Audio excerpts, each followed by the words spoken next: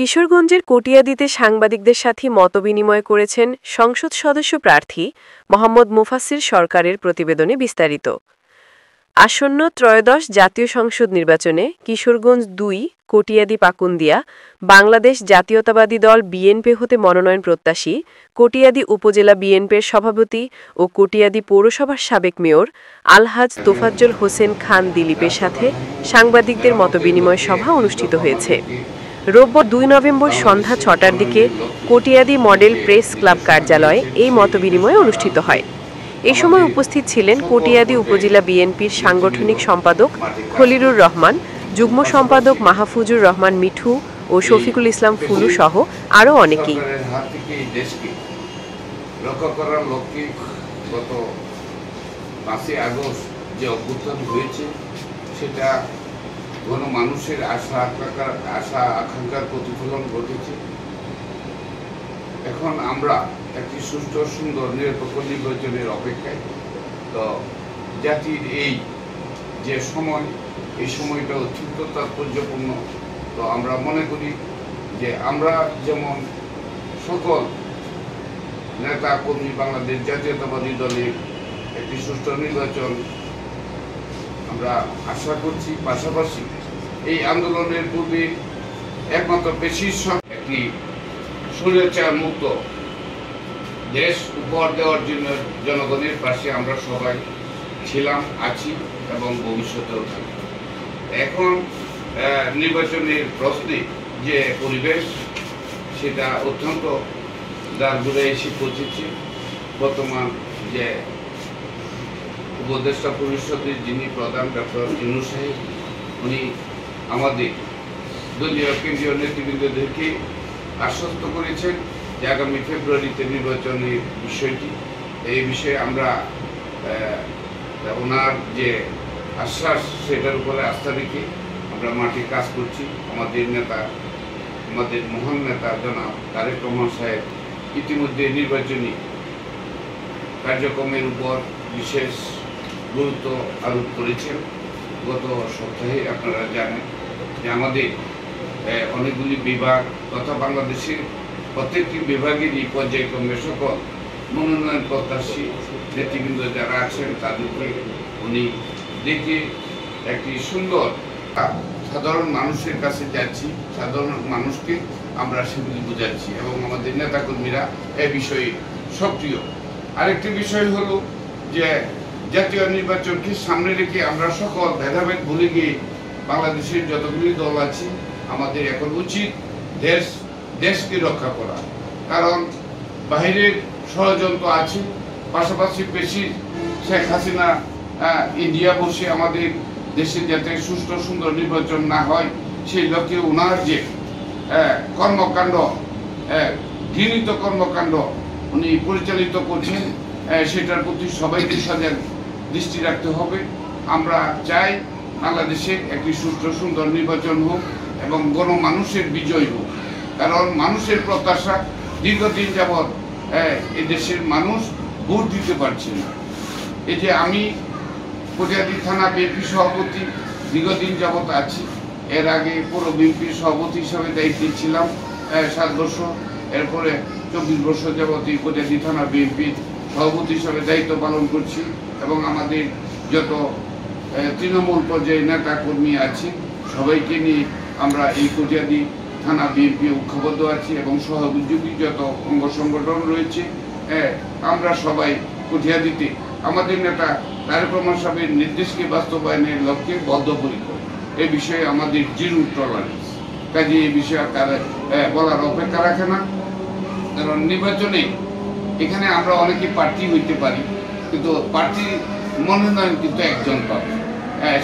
এই 17 বছরের যে শ্রম, দলের প্রতি আনুগত্যতা এবং সাংগঠনিক কর্মের যে প্রতিফলন, সেই দিক সর্বোচ্চ বিবেচনা রেখে এবং তদন্তের মধ্যে সঠিক তথ্য ওনার হাতে পৌঁছেছে কিনা সেই বিষয়টির প্রতিও গুরুত্ব রেখে সামনে আগামী দিন যেন জাতীয় নির্বাচনের মনোনয়নের যে বিষয়টা নিশ্চিত করে। কারণ আমাদের নেতা তারেক রহমান সাহেব উনি এবং আমাদের কেন্দ্রীয় কমিটি যারা মুরব্বী রয়েছেন তারা যে সিদ্ধান্ত দিবেন, আমাদের মহানেত্রী বেগম খালেদা জিয়া রয়েছেন, কাজে ওনাদের সমন্বয়ে যে মনোনয়ন নির্দেশনা আমাদের কাছে আসবে, আমি প্রার্থী বটে, কিন্তু যদি আমি নাও পাই, অন্য কেউ যদি আমাদের নেতা তারেক রহমান সামনে আমাদেরকে বলে, যাই বলে এবং যাই নির্দেশনা দেয়, আমরা সবাই ঐক্যের সহিত একসাথে কাজ করব।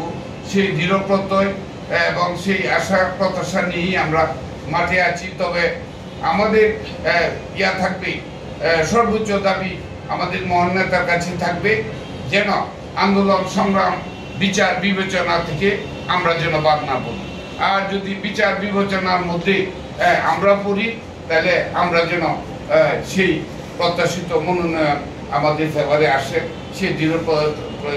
এটা আসলে যে পর্যায়ে আমাদের মনোনয়নের বিষয়টি, সেটি আমাদের নেতা তারেক রহমান সাহেব আমাদেরকে অবগত করেছেন।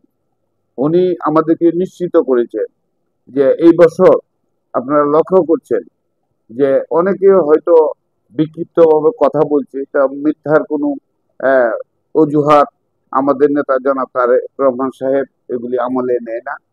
উনি ওনার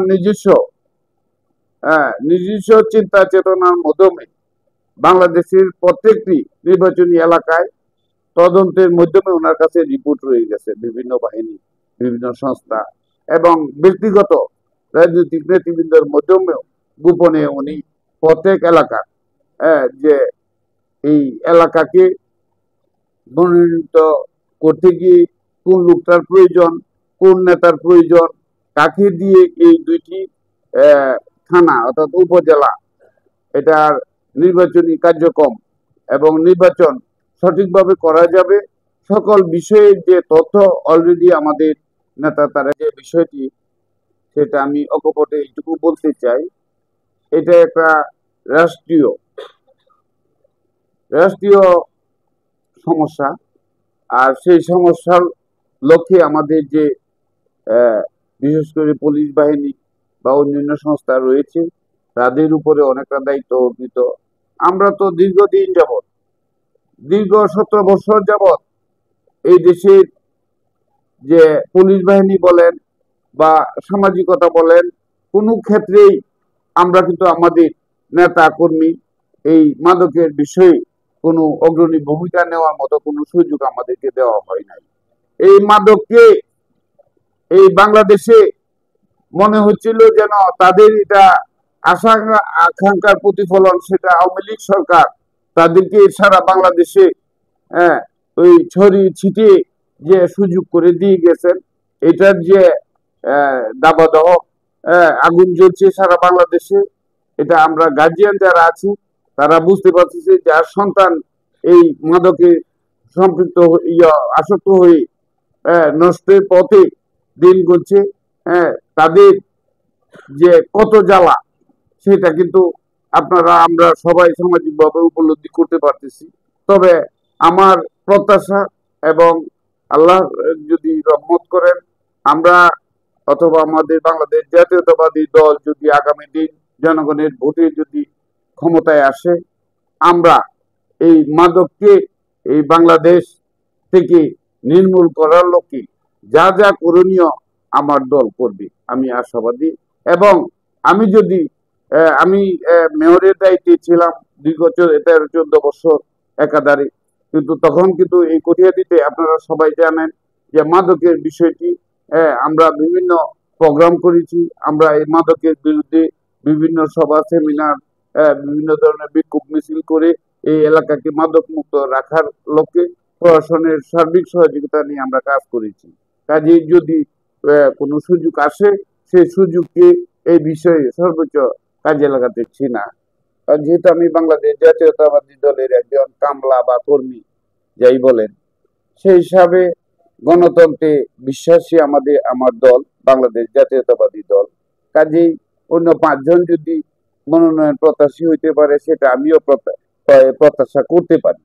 তা সেই লক্ষ্যে যদি সুবিবেচনায় বিচার বিবেচনায় মনোনয়নের ক্ষেত্রে আমি উঠে আসি, তাহলে অবশ্যই তার প্রতিফলন সাধারণ মানুষের পাশে থেকে সঠিকভাবে ঘটাইতে চেষ্টা করব।